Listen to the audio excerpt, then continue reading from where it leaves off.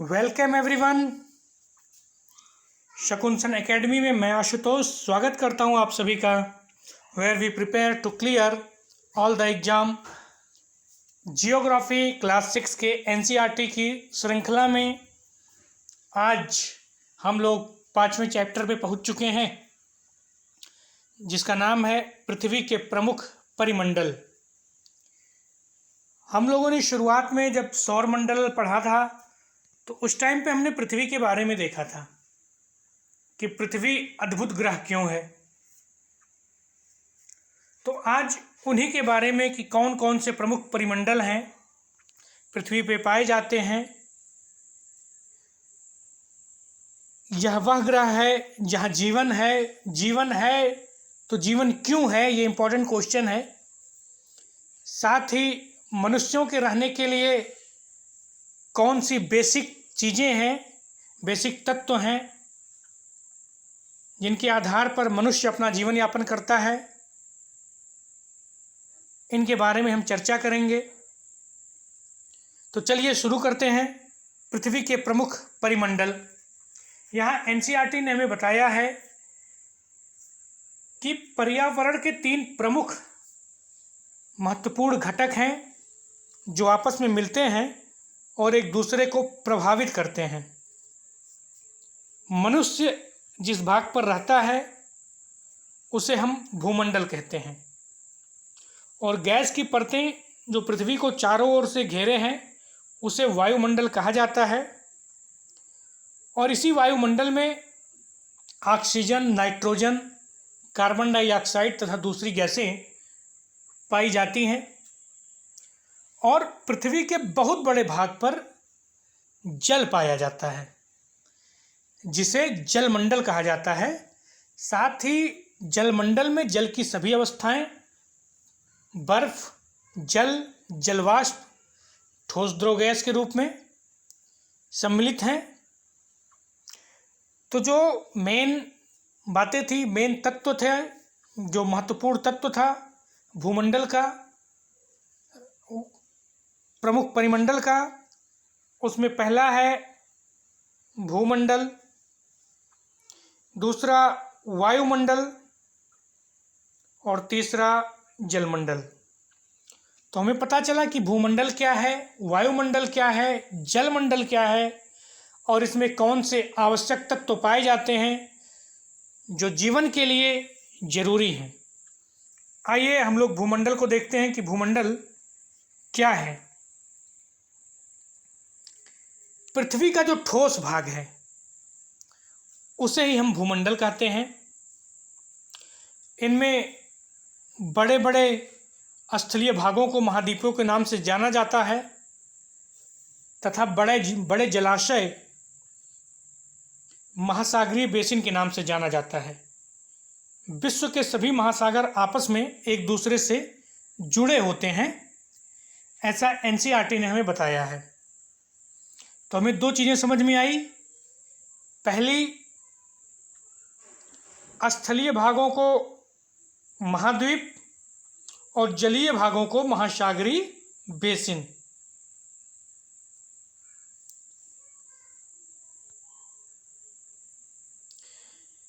स्थलीय भागों को महाद्वीप के नाम से और जलीय भागों को महासागरीय बेसिन के नाम से जाना जाता है। साथ ही ये बताया गया कि विश्व के सभी महासागर आपस में एक दूसरे से जुड़े हुए हैं। और यहाँ एक बात और बताई है एनसीईआरटी ने कि समुद्री जल का तल सभी जगह समान होता है। यही कारण है कि स्थल की ऊंचाई को समुद्र तल से मापा जाता है और समुद्र का तल जो है वो शून्य है। यहाँ समझने वाली बात यह है कि जो समुद्र का तल है वो समस्त पृथ्वी पे सभी जगह एक समान है। कहीं पे ना 1 सेंटीमीटर ज़्यादा है ना 1 सेंटीमीटर कम है। किसी भी देश में अगर उसके स्थल की ऊंचाई नापनी है, आपने देखा होगा रेलवे स्टेशन पे किसी रेलवे स्टेशन का नाम लिखा हुआ, रेलवे स्टेशन न्यू दिल्ली, तो वहाँ लिखा होता समुद्र तल से ऊंचाई। तो इसका तात्पर्य यही है कि समुद्र का जो तल है उसे हमेशा 0 माना जाता है। और 0 मानने का कारण जो है वो यही है कि हर जगह विश्व में समस्त जगहों पे जो समुद्र का तल है वो एक बराबर है।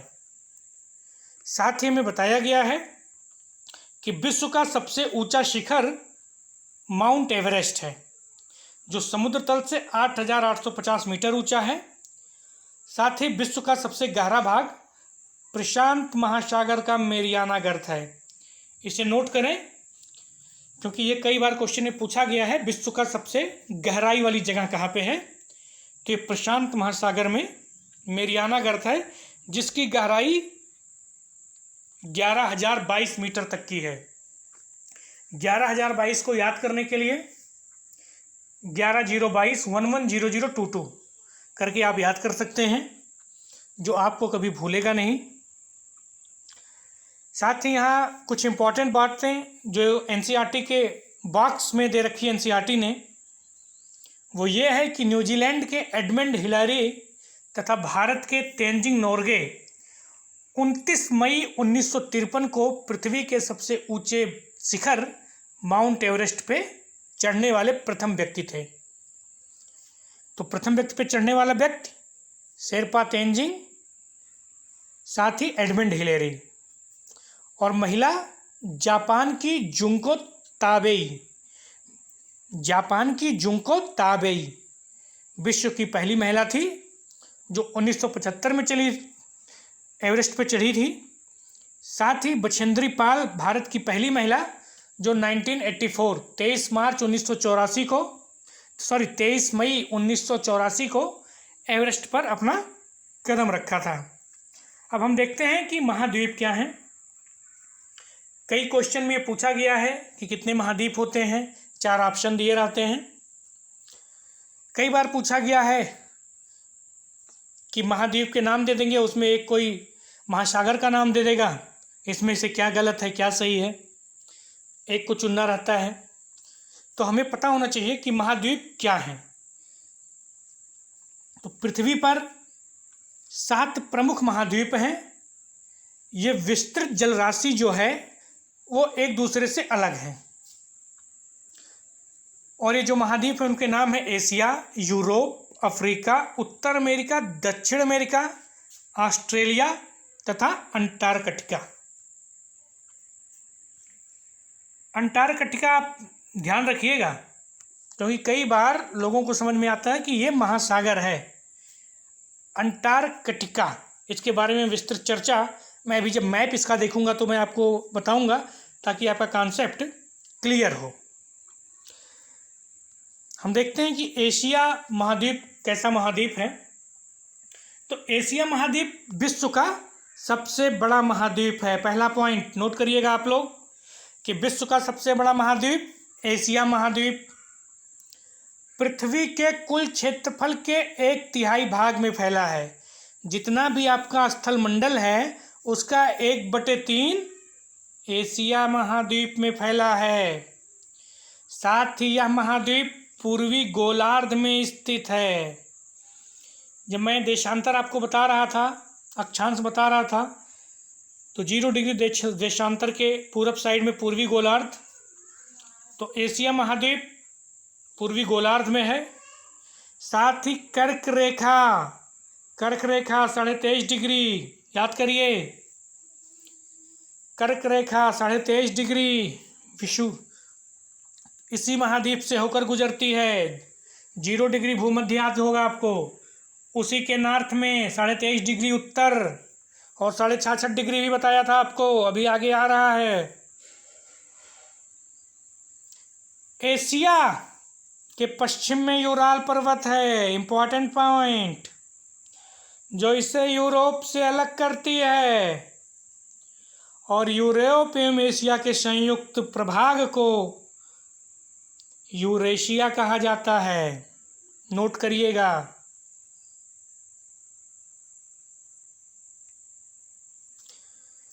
तो इसमें हमें क्या क्या इंपॉर्टेंट पॉइंट मिला कि विश्व का सबसे बड़ा महाद्वीप एशिया।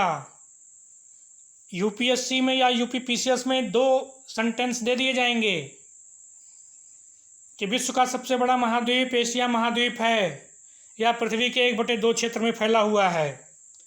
ए सही है, ए भी सही है। ना तो ए ना तो बी, केवल बी। इस तरह करके ये पूछा जा सकता है। तो कॉन्सेप्चुअल क्वेश्चन याद करके रखिए। एक बार फिर से रिमाइंड करिए, पृथ्वी का सबसे बड़ा स्थलमंडल जो है वो एशिया महाद्वीप। पृथ्वी के क्षेत्रफल का 1/3, जो जितने भी महाद्वीप हैं उनका 1/3 जो है वो कुल क्षेत्रफल का एशिया महाद्वीप ही है। पूर्वी गोलार्ध में है, कर्क रेखा गुजर के जाती है, और एशिया के पश्चिम में यूराल पर्वत है। यूराल पर्वत मैं आपको दिखा दूं, ये यूराल पर्वत है। यहाँ पे यूराल पर्वत है, ये वाला भाग जो रेड कलर में है। ये आप देखिए कर्क रेखा 23.5 डिग्री, ये एशिया से होके गई 23.5 डिग्री। ध्यान रखिएगा, याद रखिएगा, इम्पोर्टेंट क्वेश्चन है। अब बात करते हैं अफ्रीका की। मैप के हिसाब से चलता हूँ मैं।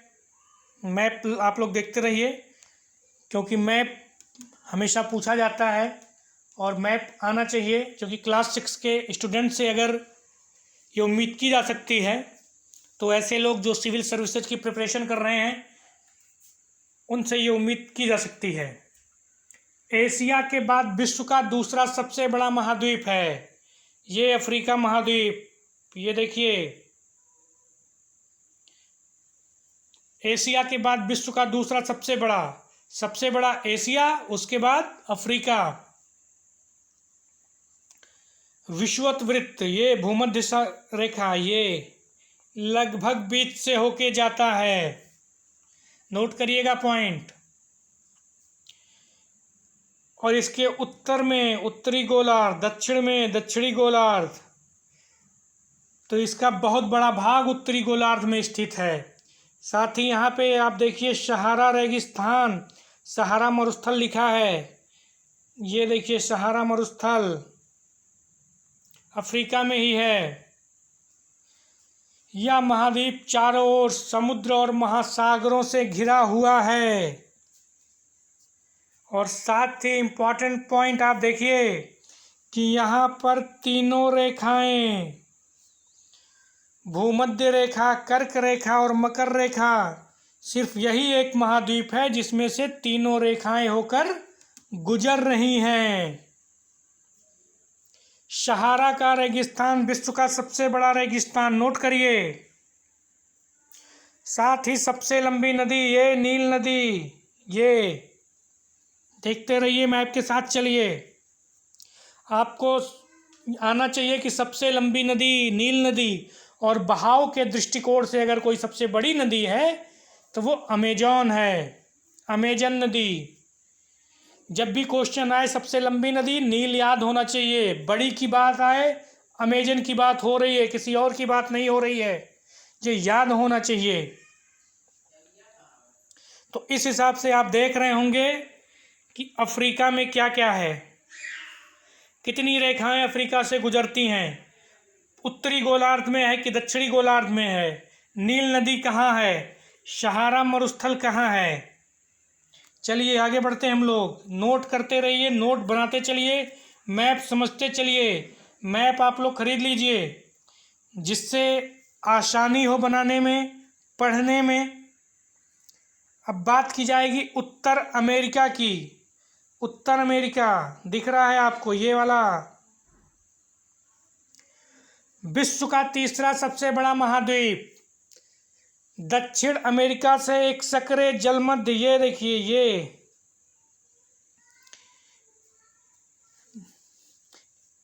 दक्षिण अमेरिका से सक्रिय स्थल से जुड़ा हुआ बहुत पतला सा स्थल है जिसे पनामा स्थल संधि, कितनी बड़ी बात बताई है, पनामा स्थल संधि किसे कहते हैं? दक्षिण अमेरिका, उत्तर अमेरिका के मध्य स्थित स्थल संधि को। स्थल संधि आप कुछ इस प्रकार से समझिए कि यहाँ पे कोई देश, ये पतला सा स्थल, यहाँ पे कोई देश, इनसे जुड़ा हुआ आपस में, ये स्थल संधि कहलाता है, पतला सा गलियारा। और साथ ही आप देख रहे होंगे कि यह महाद्वीप पूरी तरह से उत्तरी एवं पश्चिमी गोलार्ध में स्थित है। ध्यान से देखिए। साथ ही यह 3 महासागरों से भी घिरा हुआ है। इन महासागरों के नाम आपको बताने हैं।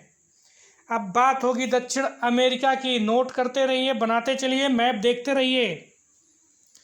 दक्षिण अमेरिका का अधिकांश भाग दक्षिणी गोलार्ध में देख रहे होंगे। विश्व की सबसे लंबी पर्वत श्रृंखला, this one is called Andes पर्वतमाला। विश्व की सबसे लंबी पर्वत श्रृंखला है जो उत्तर से दक्षिण की ओर फैली हुई है। साथ ही अमेजॉन नदी, ये देख रहे हैं अमेजॉन नदी विश्व की सबसे बड़ी नदी है। बहाव की दृष्टिकोण से विश्व की सबसे बड़ी नदी दक्षिण अमेरिका में अमेजॉन नदी है। बात करते हैं यूरोप की। यूरोप एशिया से बहुत छोटा है। ये यूरोप है आपका। आर्कटिक वृत्त इसी में से होकर गुजरता है। आर्कटिक वृत्त मैंने बताया था आपको आर्कटिक वृत्त के बारे में। 66.5 डिग्री नॉर्थ, याद आ रहा है कुछ? Very good. ऐसे ही चीज़ों को जोड़ते हुए चलेंगे, कॉन्सेप्ट क्लियर रहेगा। और जब कॉन्सेप्ट क्लियर रहेगा तो कोई भी एग्जाम आपको फंसा नहीं सकता। साथ ही यूरोप 3 तरफ से जल से घिरा हुआ है, सबसे छोटा है। चलिए आगे बढ़ते हैं। ऑस्ट्रेलिया पहुँचते हैं हम लोग। ऑस्ट्रेलिया, ध्यान से देखिएगा, विश्व का सबसे छोटा महाद्वीप है जो कि टोटली दक्षिणी गोलार्ध में स्थित है। This one is Australia. चारों तरफ महासागरों तथा समुद्रों से घिरा है। इसे द्वीपीय महाद्वीप कहा जाता है। नया पॉइंट, महाद्वीप है लेकिन द्वीपीय महाद्वीप है। द्वीपीय क्यों है? क्योंकि चारों तरफ महासागरों तथा समुद्रों से घिरा हुआ है। अब बात करेंगे आर्कटिक की कि what is Arctic and where is Arctic महाद्वीप। इस मैप में आपको शायद ना दिखे। आर्कटिक महाद्वीप बड़ा महाद्वीप है जो कि दक्षिणी गोलार्ध में स्थित है। यहाँ पे दक्षिणी ध्रुव के पास। चूँकि यह दक्षिणी ध्रुव क्षेत्र में स्थित है इसलिए यहाँ हमेशा मोटी बर्फ की परत से ढकी रहती है। यहाँ किसी भी प्रकार का स्थायी मानव निवास नहीं है। उसका कारण है कि ये मोटी बर्फ की चादरों से हमेशा ढकी रहती है। और यहाँ पर बहुत सारे देशों का शोध केंद्र है। जो भारत का है वो है मैत्री तथा दक्षिण गंगोत्री, ऐसा बताया है एनसीईआरटी ने। बात करें आर्कटिक महासागर, आप उत्तर में देखिए, हमेशा याद रखिएगा ये आर्कटिक है और ये अंटार्कटिका। अंटार्कटिका और आर्कटिक में देखिए, अंटार्कटिका कहने में ही भारी हो रहा है और जो भारी है वो नीचे रहेगा हमेशा। जब तराजू में आप कुछ तोलते हैं तो जो भारी रहता है वो नीचे दबा रहता है। उससे आप हमेशा याद रखिएगा कि अंटार्कटिका और आर्कटिक किसकी बात हो रही है। अंटार्कटिका नीचे दक्षिणी ध्रुव पे महाद्वीप है, हमेशा याद रखिएगा। साथ ही अब बात करेंगे हम जलमंडल की कि जलमंडल क्या होता है। बाकी सारा आपका क्लियर हो गया, वो वही कुछ लिखा हुआ है जो मैंने अभी आपको मैप के द्वारा बताया। अब हम बात करेंगे जलमंडल की कि कौन कौन से प्रमुख जलमंडल हैं और जलमंडल होता क्या है। तो आपको पता है पृथ्वी नीला ग्रह है। पृथ्वी का 71% भाग जल तथा 29% भाग स्थल है। 71% जो है वो वाटर है, बाकी 29% स्थल है जो महाद्वीपों के रूप में बटा हुआ है, जिसकी चर्चा मैंने अभी कुछ देर पहले आपसे पिछले स्लाइड में की। जलमंडल में जल के सभी रूप उपस्थित हैं। जो भी हमारा 97.2% जल है उसमें महासागर का जल, नदियों का जल, झीलों का जल, हिमनदियों का जल, साथ ही भूमिगत जल की बात हो रही है। और इसके साथ साथ वायुमंडल की जल वाष्प भी इसी 97.2% में हैं। अब यहाँ बात हो रही है कि इस मैप में आप देख रहे होंगे, इस चित्र में देख रहे होंगे कि 97% से अधिक भाग महासागरों में पाया जाता है। ये महासागरों में 97.2% का जो जल है वो महासागर में है। इसका मतलब है कि वो सारा का सारा जल खारा है, पीने योग्य नहीं है। तो पीने योग्य कितना है? 0.03।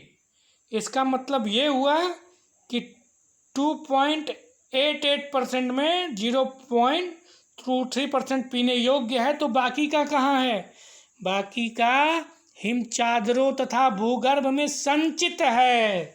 नोट करिएगा कि जल पृथ्वी पर पीने योग्य कितना कम पाया जाता है।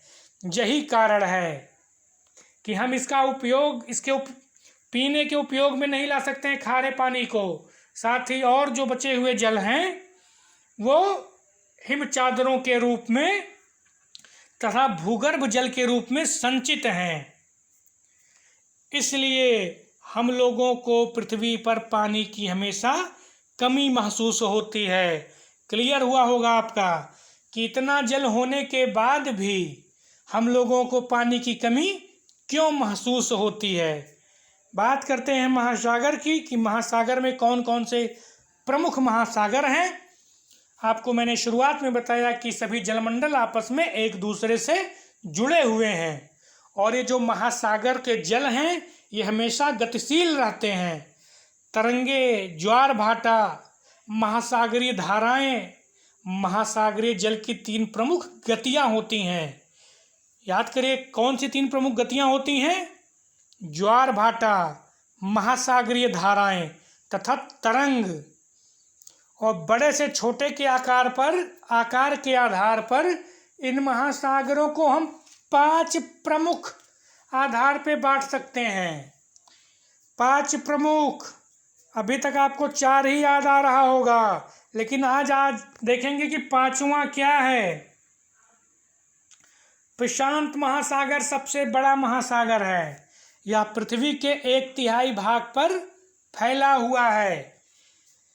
नोट करिए, सबसे बड़ा महासागर प्रशांत महासागर पृथ्वी के 1/3 भाग पर। साथ ही पृथ्वी का सबसे गहरा भाग मेरियाना गर्त प्रशांत महासागर में ही है। मैप पे चलते हैं, समझ में आए थोड़ा सा किसकी बात हो रही है। प्रशांत महासागर, पृथ्वी गोल है, प्रशांत महासागर 1/3 भाग पर फैला हुआ है पृथ्वी के। साथ ही ऑस्ट्रेलिया, एशिया, उत्तर एवं दक्षिण अमेरिका इसके चारों ओर स्थित हैं। देख के चलिए। अब बात करेंगे अटलांटिक महासागर की। ये अटलांटिक महासागर देख रहे होंगे फिगर में आप। विश्व का दूसरा सबसे बड़ा महासागर। प्रशांत महासागर के बाद अगर किसी का नंबर है तो वो है आपका अटलांटिक महासागर। अंग्रेजी भाषा के यस के आकार का, ये देखिए अंग्रेजी भाषा के एस के आकार का, क्लियर हो रहा होगा, एस के आकार का। इसके पश्चिमी किनारे पर उत्तर एवं दक्षिण अमेरिका है, ये पश्चिमी किनारा, और पूर्वी किनारे पर यूरोप और अफ्रीका।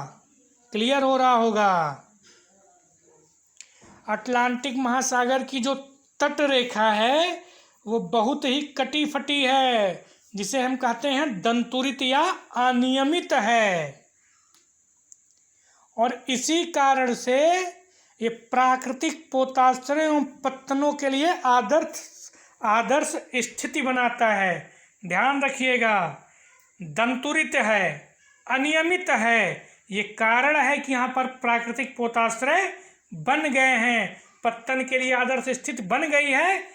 इसी के कारण व्यापार की दृष्टि से यह सबसे व्यस्त महासागर है। इंपॉर्टेंट पॉइंट, सबसे व्यस्त महासागर अटलांटिक महासागर। क्लियर हुआ? दंतुरित है, अनियमित है, प्राकृतिक पोताश्रयों पत्तनों के लिए आदर्श स्थिति प्रदान करता है, आदर्श स्थिति बनी हुई है, इसीलिए व्यापार की दृष्टि से यह सबसे व्यस्त महासागर है। बात करें हिंद महासागर की, नोट्स में आपको आगे दे दूंगा। हिंद महासागर, दिस वन, सारा नोट्स बना हुआ है। मैप में आइए, हिंद महासागर किसी देश के नाम पे, कितनी अच्छी बात है। हमारा देश, ये भारत कितना पुराना है कि हिंद महासागर इकलौता ऐसा महासागर है जिसका नाम किसी देश के नाम पर यानी भारत के नाम पर हिंद रखा है। यह त्रिभुजाकार में है, नोट करिएगा पॉइंट, त्रिभुजाकार। इसके उत्तर में एशिया, पश्चिम में अफ्रीका तथा पूर्व में ऑस्ट्रेलिया है। आर्कटिक महासागर की बात की जाए, एकदम ऊपर आ जाइए आप लोग। आर्कटिक महासागर उत्तरी ध्रुव वृत्त में स्थित है।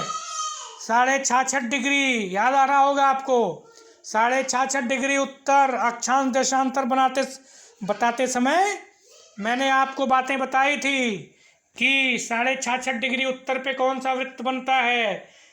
5 रेखाओं, याद आ रही है कुछ? मैंने उन रेखाओं के बारे में आपको बताया था।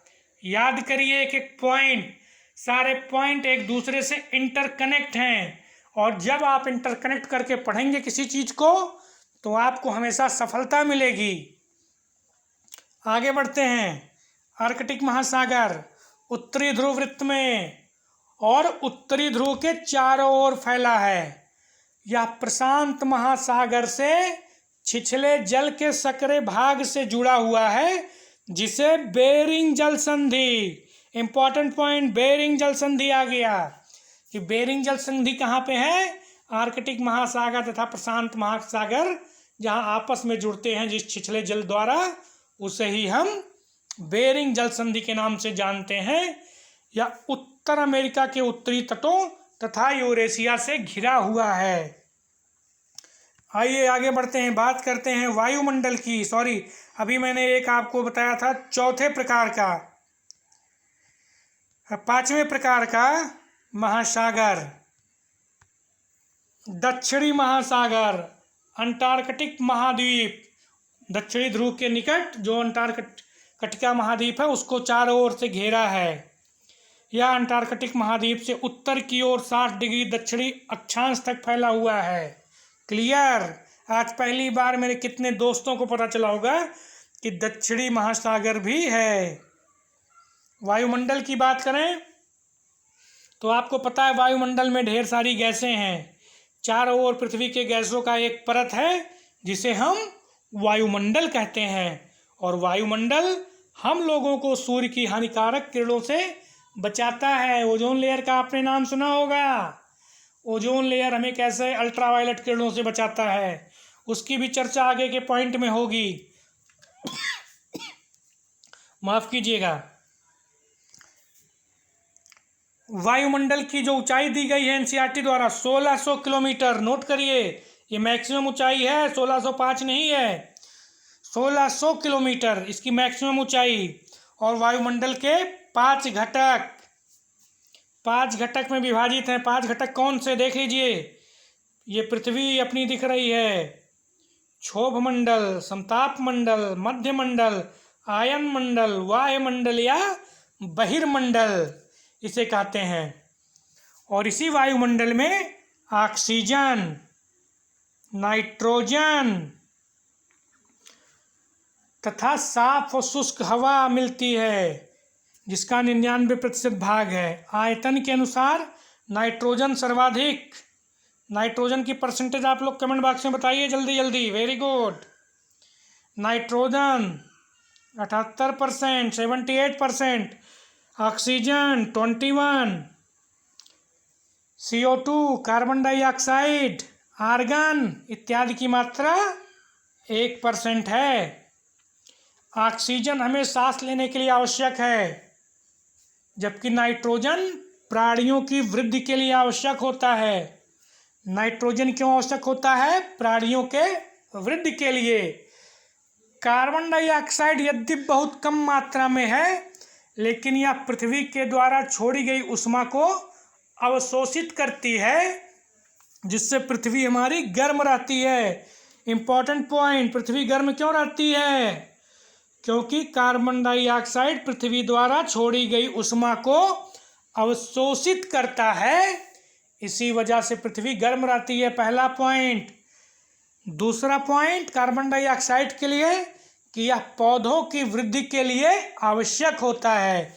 अगर कार्बन डाइऑक्साइड ना हो तो पृथ्वी गर्म नहीं रहेगी, साथ ही पौधों की वृद्धि भी नहीं होगी। नोट करते चलिए। और बताया गया है कि ऊंचाई के साथ साथ वायुमंडल के घनत्व में भिन्नता आती है। जैसे जैसे ऊंचाई बढ़ती जाती है, वायुमंडल में वायु का जो प्रेशर होता है, जो घनत्व होता है, वो कम हो जाता है। समुद्र के तल पर सबसे अधिक वायु का घनत्व होता है। इंपॉर्टेंट पॉइंट नोट करिए। वायु का घनत्व सर्वाधिक कहाँ होता है? समुद्र के तल पर। और जैसे जैसे हम समुद्र तल की ओर से हटते जाते हैं, ऊपर की ओर जाते हैं, यह वायु का जो घनत्व है ये तेजी से घटता जाता है। यही कारण है कि पहाड़ों पर पर्वतारोहियों को हवा के घनत्व में कमी होने के कारण सांस लेने में कठिनाई होती है, और इसीलिए वो ऑक्सीजन का सिलेंडर लेकर पहाड़ों की चोटियों पे जाते हैं। और साथ ही जैसे जैसे पर्वतारोही ऊपर पहाड़ की तरफ जाता है, तापमान भी घटता जाता है, क्योंकि वायुमंडल पृथ्वी पर दबाव डालता है। यह एक स्थान से दूसरे स्थान पर अलग अलग होता है। कुछ क्षेत्र में इसका दाब हमें अधिक महसूस होता है, जबकि कुछ क्षेत्र में हमें इसका दाब कम महसूस होता है। साथ ही एनसीईआरटी ने हमें पवन की बहुत ही सुंदर परिभाषा बताई है कि वायु उच्च दाब से जब निम्न दाब की ओर बहती है तो इस गतिशील वायु को हम पवन कहते हैं। जीवमंडल आपको पता है, जहाँ पर वायुमंडल, जलमंडल, भूमंडल पे ये जीव मिले, वो एरिया जीवमंडल कहलाता है। तो इसी के साथ हमारा आज का चैप्टर, जिसका नाम था पृथ्वी के प्रमुख परिमंडल, वो समाप्त हुआ। इसके इम्पॉर्टेंट क्वेश्चन आइए हम लोग देखते हैं, समझते हैं कि क्या क्या इसमें हमें पूछा गया है, क्या क्या हमें बताना था, और क्या क्या आप समझे, क्या नहीं समझे, ये कमेंट बॉक्स में ज़रूर लिखिए। पृथ्वी के 4 प्रमुख परिमंडल कौन से हैं? भूमंडल, वायुमंडल, जलमंडल, और जहाँ इन तीनों की युक्ति हो वो जैवमंडल भी पृथ्वी का प्रमुख परिमंडल है। पृथ्वी के प्रमुख महाद्वीप कौन से हैं? तो अभी मैंने आपको 7 महाद्वीपों का नाम बताया, जिसमें 6 पे व्यक्ति रहते हैं, 7वें पे व्यक्ति नहीं रहते हैं, आप याद करिए। और 2 महाद्वीपों के नाम लिखिए जो पूरी तरह से दक्षिणी गोलार्ध में स्थित हैं। मैप पे आइए सभी लोग, समझिए, देखिए कि कौन कौन से दक्षिणी गोलार्ध में हैं। दक्षिणी गोलार्ध क्लियर करते चलिए, मैप समझते चलिए, ताकि आसानी हो समझने में, पढ़ने में, याद करने में, कॉन्सेप्ट क्लियर करने में। वायुमंडल की विभिन्न परतों के नाम अभी मैंने बताया आपको। वायुमंडल की प्रमुख परतें कौन सी है, याद करिए। क्षोभ मंडल, समताप मंडल, आयन मंडल, याद आ रहा कुछ? वेरी गुड, वही। पृथ्वी को नीला ग्रह क्यों कहा जाता है? आपको पता है, जल है। उत्तरी गोलार्ध को स्थली गोलार्ध क्यों कहा जाता है? क्योंकि स्थल वाले मैक्सिमम भाग यहीं पे हैं। मैक्सिमम महाद्वीप उत्तरी गोलार्ध में ही हैं, ऑस्ट्रेलिया और दक्षिण अमेरिका को छोड़ के। जीवित प्राणियों के लिए जीवमंडल क्यों महत्वपूर्ण है? वो जीवमंडल मैंने आपको बताया कि जीवमंडल जहाँ स्थल, जल तथा हवा के बीच का एक सीमित भाग, आइए मैं आपको फिगर दिखाता हूँ जिससे क्लियर होते रहिए आप लोग। यह वह भाग है जहाँ पर जीवन मौजूद है। जीवन क्यों मौजूद है? जीवों की क्यों ढेर सारी प्रजातियां पाई जाती हैं? क्यों यहाँ पर सूक्ष्मजीव तथा बैक्टीरिया से लेकर बड़े स्तनधारी के आकार में जीव पाए जाते हैं? उनका कारण क्या है? तो उसके कारण क्या हैं? ये देखिए, क्योंकि यहाँ पे रहने के लिए, सांस लेने के लिए और खाने के लिए हमें मिलता रहता है, भोजन मिलती है, हवा मिलता है, पानी मिलता है। इसीलिए यहाँ पर मानव का जीवन है, मानव की जनसंख्या ज़्यादा है। साथ ही एक इम्पॉर्टेंट पॉइंट यहाँ पे बताया गया है, भूमंडलीय तापन क्या होता है कि कार्बन डाइऑक्साइड वायु का एक महत्वपूर्ण घटक है जो जरूरी है पौधों की वृद्धि के लिए। साथ ही पृथ्वी द्वारा छोड़ी गई ऊष्मा को कार्बन डाइऑक्साइड अवशोषित कर लेता है।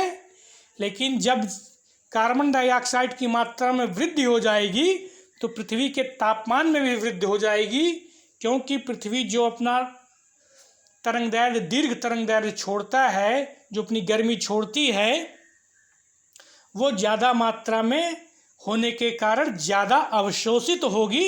इस वजह से पृथ्वी का ताप बढ़ेगा और जिस वजह से इसे हम भूमंडलीय ताप कहेंगे। इसकी चर्चा भी आगे होगी।